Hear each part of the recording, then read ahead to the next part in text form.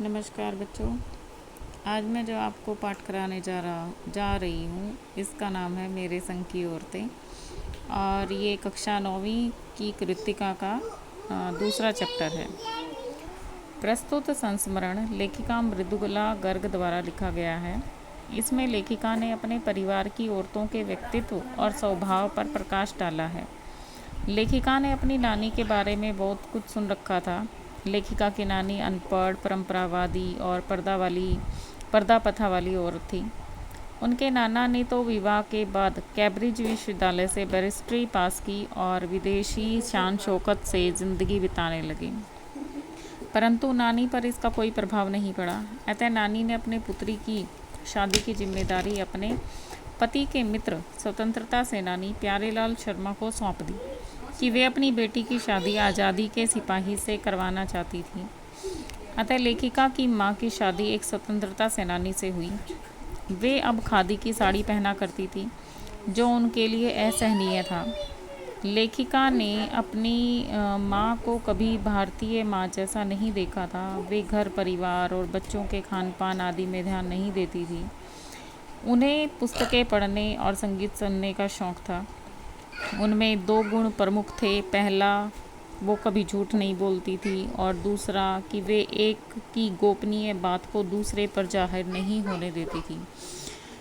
मतलब ये कि वो जो उनके पास बात आ जाती थी तो वो अपने तक ही सीमित रखती थी, दूसरे को नहीं बताती थी। और इसी कारण से उन्हें घर में आदर और बाहर वालों से दोस्ती मिलती थी। लेखिका की परदादी को लीक से हटकर चलने का शौक़ था। मतलब लीक से हटने का अर्थ ये है कि जो परंपरा उन्होंने बना दी या समाज की बनी हुई परंपराओं हैं उससे हटकर चलना, जो नियम कानून बनाए हुए हैं उससे थोड़ा सा हटके चलना, दूर परे होना, यानी कि उनका थोड़ा सा नया नवीनतम वो उसमें लाना चाहती थी। तो उन्होंने मंदिर में जाकर विनती की कि उनकी पतोहू का पहला बच्चा लड़की हो। उनकी यह बात सुनकर लेखक या लोग जो हैं वो हक्के बक्के हो गए थे। ईश्वर ने उन्हें उनके घर में पूरी 5 कन्याएं भेज दी। एक बार घर के सभी लोग घर के बाहर बारात में गए हुए थे और घर में जागरण था। अतः लेखिका की दादी शोर मचने की वजह से दूसरे कमरे में जाकर सो गई। तभी रात में चोर ने सेंध लगाई और उसी कमरे में घुस गया। परदादी की नींद खुल गई। उन्हें चोर से एक लोटा पानी मांगा। बूढ़ी दादी के हट के आगे चोर को झुकना पड़ा और कुएं से पानी ले आया। परदादी ने आधा लोटा खुद पानी पिया और आधा लोटा जो है चोर को पानी पिलाने के लिए दे दिया और कहा कि अब हम माँ बेटे हो गए, अब तुम चाहे चोरी करो या खेती करो। उनकी बात मानकर चोर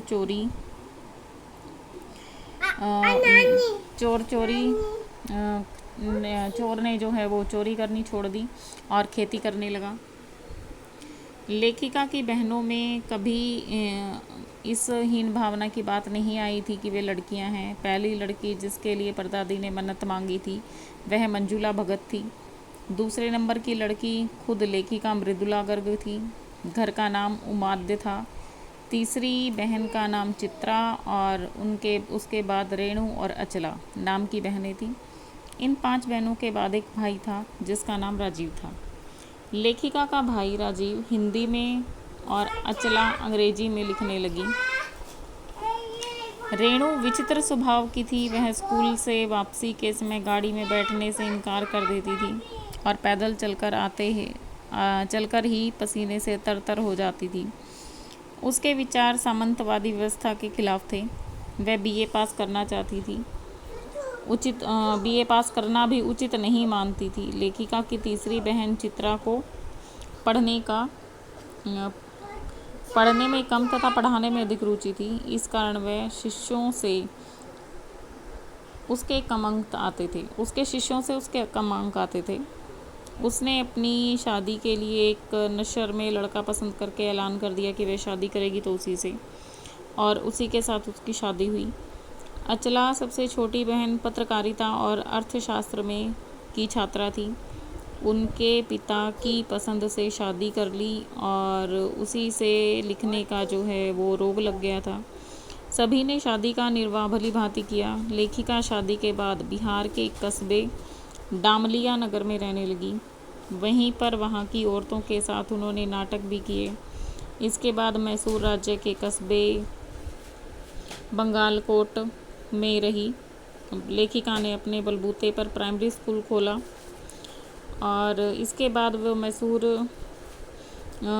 इसके बाद जो है जिसमें उसने अनेक अन्य अफसरों के बच्चे और अपनी पढ़ाई तथा भिन्न भिन्न शहरों के अलग अलग विद्यालयों में दाखिला लिया। विद्यालय खोलकर लेखिका ने दिखा दिया कि वे अपने प्रयास में कभी भी असफल नहीं हो सकती हैं।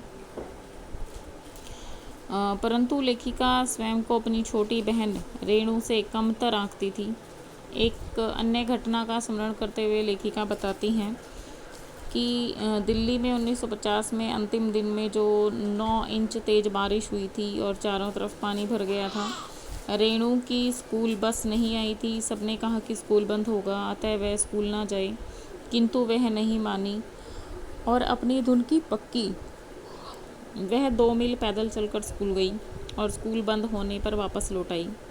लेखिका मानती है कि अपनी धुन में मंजिल की ओर चलते जाने का और अकेलेपन का कुछ और ही मज़ा है। ये जो पाठ था ये लेखिका की अपनी जो है कहानी थी, जो उन्होंने यहाँ पर उसके कुछ हिस्से, कुछ अपने परिवार के बारे में बताया यहाँ पर। अब आप इस चैप्टर को पढ़ लीजिए और अच्छे से समझ लीजिए।